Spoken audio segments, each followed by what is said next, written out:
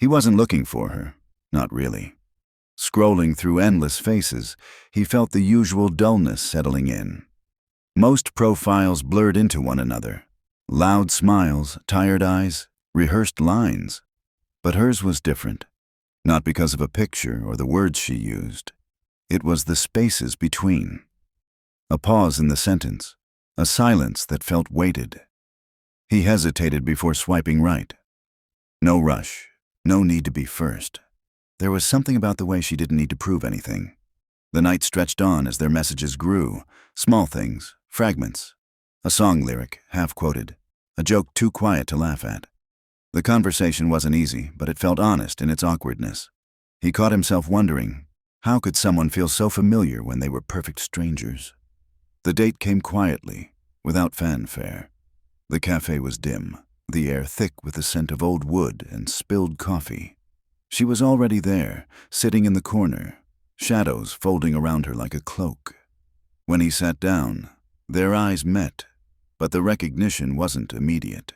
Instead, it was a slow unfolding, like the first notes of a song you half remember, tugging at the edges of your mind. Her laugh was soft, hesitant, too careful to let it reach her eyes. His smile faltered at a gesture. The way she tucked a stray hair behind her ear, something he'd seen 1,000 times before, but never expected here. They talked in circles, their words circling the truth without ever landing on it. There were pauses, long enough for memories to rise like ghosts, half-remembered moments from a childhood he tried not to think about. Neither mentioned the past, but the past lingered, thick in the quiet between their sentences. And as the night deepened, the distance between them felt smaller, the silence heavier. Something waited beneath their smiles, a question neither dared ask. He kept stealing glances, trying to read her, searching for something familiar beneath the calm. Her eyes held stories he couldn't place, shadows that flickered too quickly to catch. They spoke about everything and nothing, skirting around edges neither wanted to cross. At one point, he asked quietly, almost casually, "What brings you here? Why this place?" She hesitated, her smile faltering for the barest moment before she answered.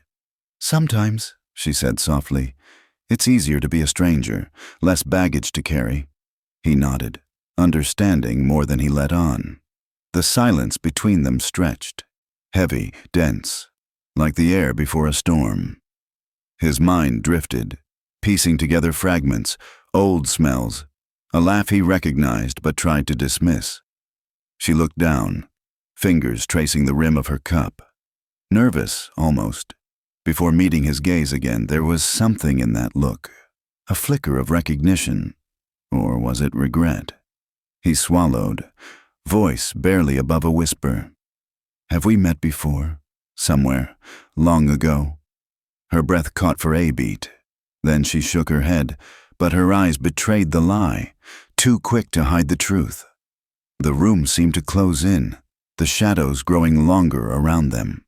He wanted to reach out, to bridge the silence, but the words stuck in his throat, because deep down, he already knew. This wasn't just any stranger sitting across from him. She was the echo of a past he'd tried to forget. He stared at her, really stared. Not the kind of looking you do on a date, but the kind you avoid when you're afraid of what you'll find. She shifted under his gaze, subtle, barely noticeable, but he caught it, a flicker of discomfort, of recognition. He leaned in, eyes searching hers. "You look..."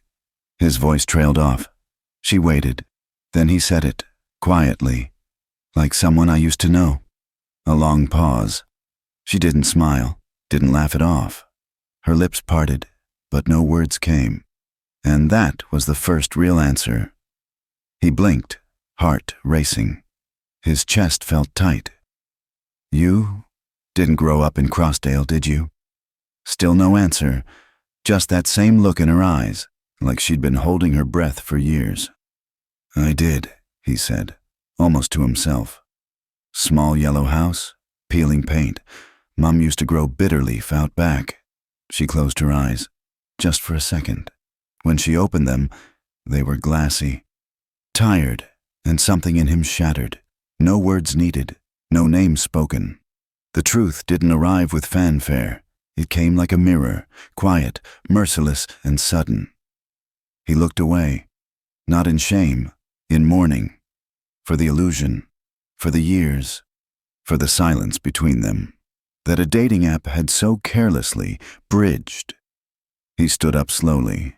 She didn't stop him, didn't call out, didn't cry, just stared at the space where he'd been sitting, like she'd known it would end this way, all along.